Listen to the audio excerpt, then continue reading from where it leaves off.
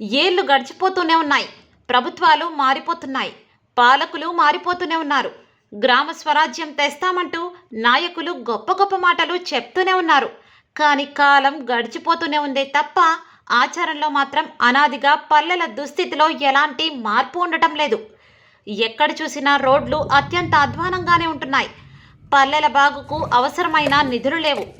పనులు చేయించాల్సిన సర్పంచ్లు నామమాత్రమే అయిపోతున్నారు.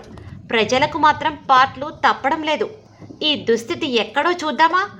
ఎప్పుడు మారుతుందో చూద్దామా? రండి, ఏ న్యూస్ స్పెషల్ స్టోరీ.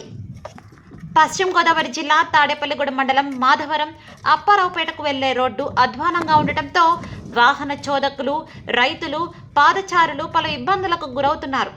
ఎన్నో ఏళ్లుగా ఈ రోడ్డు పరిస్థితి అస్తవ్యస్తంగా ఉందని, మరమ్మతులు చేయిస్తామని ప్రజాప్రతినిధులు, అధికారులు చెబుతున్న మాటలు ప్రకటనలకే పరిమితమవుతున్నాయని, ఆచరణలో శూన్యమని వాహనదారులు అంటున్నారు.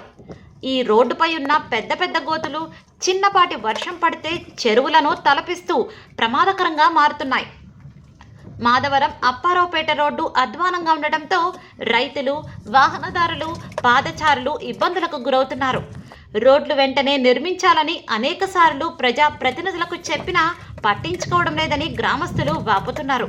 కనీసం రోడ్లు వేయకపోయినా గుంతలైనా పూడ్చాలని కోరుతున్నారు.